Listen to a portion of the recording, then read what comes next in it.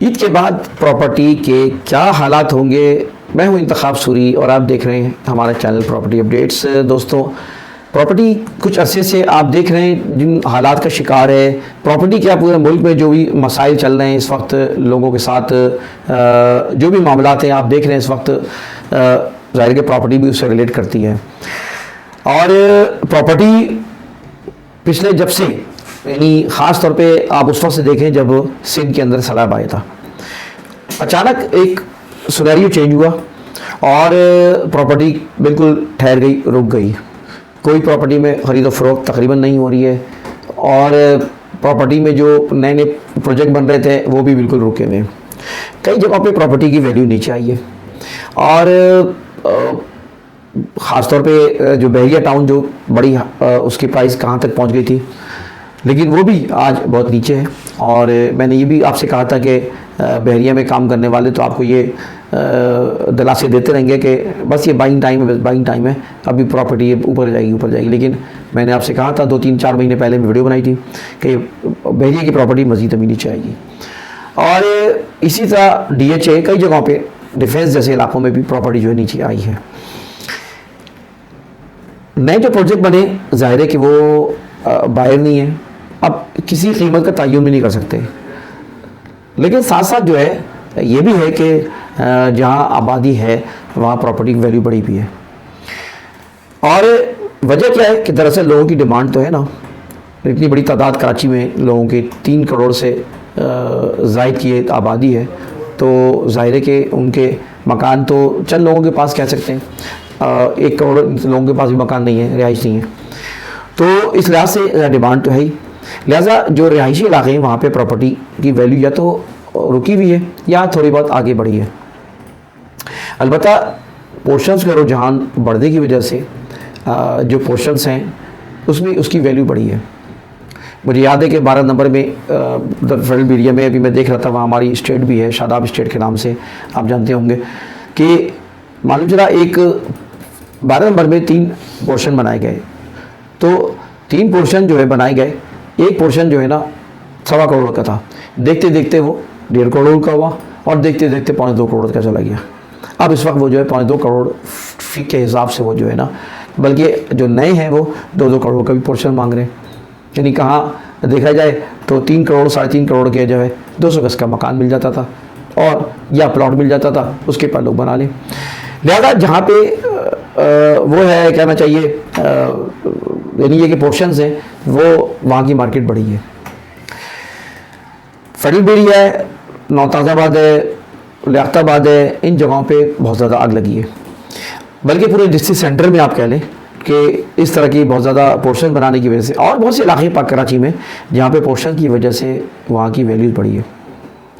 अब आप देखिए कि 120 गज का मकान, 125 गज, 120 गज के जो मकानात हैं इन इलाकों में डिस्ट्रिक्ट सेंट्रल में, वहाँ पे पोर्शन बनाते हैं और बेचते हैं, उसमें ज़्यादा मुनाफा होता है।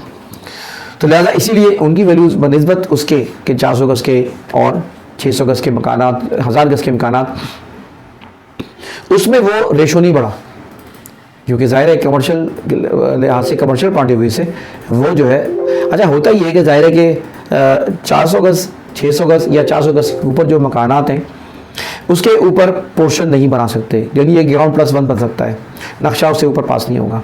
जबकि उससे 399 गज तक की जो ज़मीन है उस पर जो है वो नक्शा पास होता है ग्राउंड +2 तक का। 80 गज का, 120 गज का, 200 गज पे आराम से आजकल ये धंधा चल रहा है कि वो जो है, क्योंकि नक्शे बन जाते हैं उस पर और इस बात की इजाज़त है कि ग्राउंड +2 बना दिया जाए, तो लिहाजा वो एक कारोबार चल पड़ा है, तो लिहाजा वहाँ की वैल्यू बढ़ी है। तो इन जगहों पे जहाँ पे आज डिमांड ज़्यादा है और लोगों की मजबूरियों की वजह से लोगों ने फ़ायदा भी उठाया और प्राइस बढ़े हैं। लेकिन ओवरऑल प्रॉपर्टी ज़ाहिर है ठंडी है। और स्ट्रीट पे बैठने वालों से पूछें आप कि वो क्या कर रहे हैं, तो मक्खियाँ मार रहे हैं। और रमज़ान में तो और ज़्यादा बिल्कुल प्रॉपर्टी का कारोबार नहीं हो रहा होता, दीगर कारोबार भी कम होते हैं।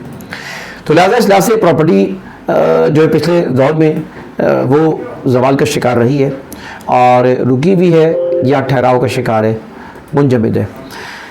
इसकी वजह हम अपनी वीडियो में शुरू बता चुके हैं कि जब नई गवर्नमेंट आई थी, ये नवाज़ शरीफ की गवर्नमेंट थी, तो उस वक्त जो है ना जो पॉलिसी लेकर आई थी वो प्रॉपर्टी के हवाले से जो टैक्सेस नाफिज किए थे, उन टैक्सेस की वजह से भी जो है मैंने इस बात का इंकशाफ किया था कि अब प्रॉपर्टी जो है ना वो ज़वाल पजीर होगी।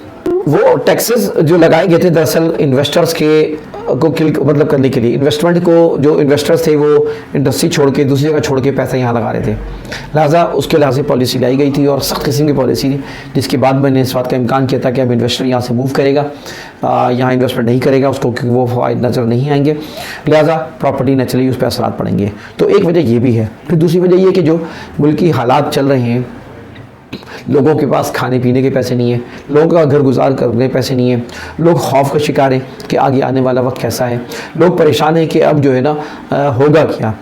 इधर मुल्क में जो है लड़ाइयाँ चल रही हैं, हुकूमत और अपोजिशन मुसलसल एक लड़ाई के अमल में है और मुसलसल इनके दरमियान जो है ना ये जो लड़ाई है और उस लड़ाई ने जो है ना एक गैर यकीनी कैफियत पैदा कर दी है।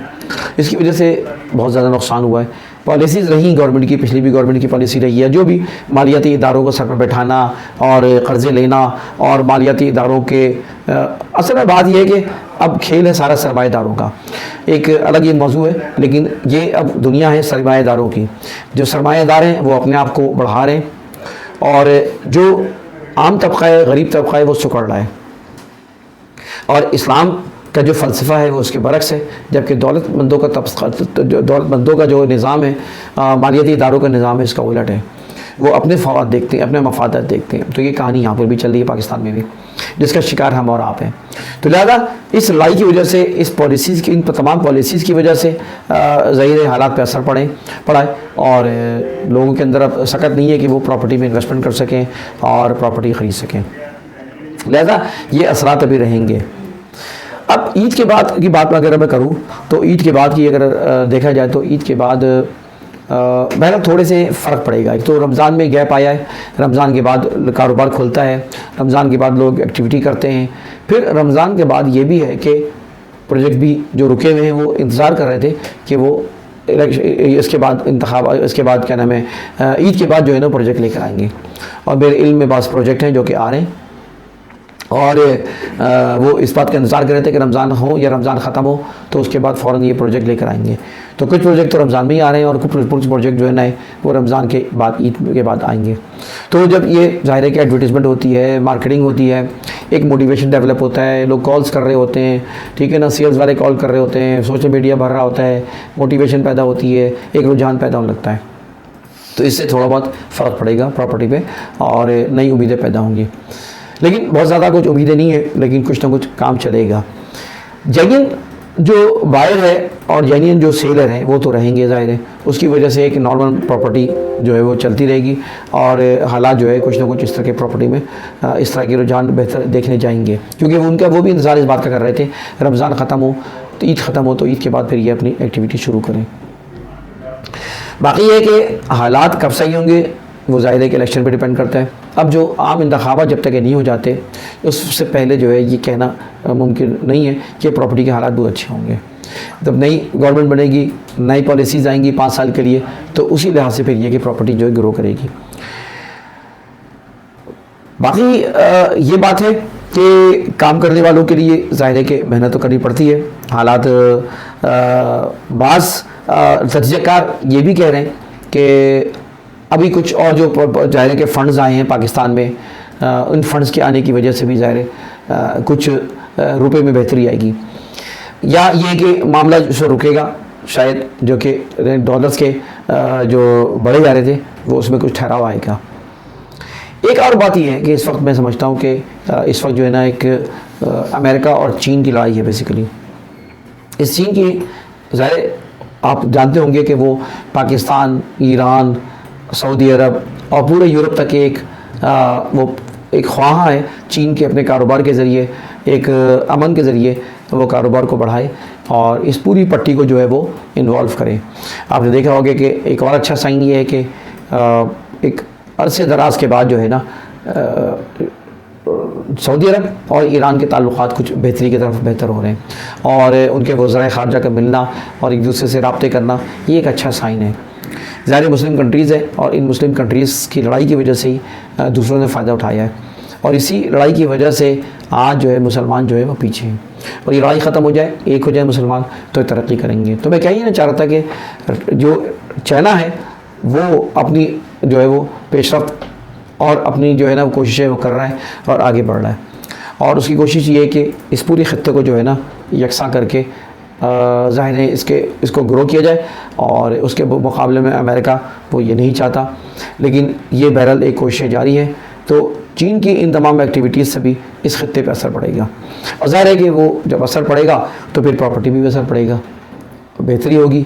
हाँ, अलबत्ता ये कि इस वक्त जो जंग जारी है रूस की और यूक्रेन पे हमला किया गया है और जो जंग जारी है उस जंग के भी असरात अब मुरतब हो रहे हैं। ज़ाहिर महंगाई और दूसरी भी उसके भी असरात हैं, तो लिहाजा वो भी एक असरात अपनी जगह पर रहेंगे।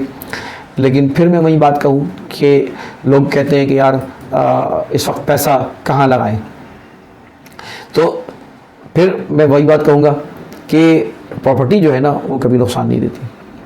आपके अंदर पोजीशन पावर होनी चाहिए, आपके अंदर उसको सहने की और रखने की सलाहियत होनी चाहिए। अगर आप एक प्रॉपर्टी रखते हैं तो प्रॉपर्टी तारीख ये बताती है कि कभी नुकसान नहीं पहुँचाती। अल्लाह न करे बल्कि हालात बहुत ज़्यादा ख़राब हो जाए, सही है जी, अल्लाह न करे जो है कोई और इस तरह के मामला हो जाए तो प्रॉपर्टी अपनी जगह पड़ी हुई है।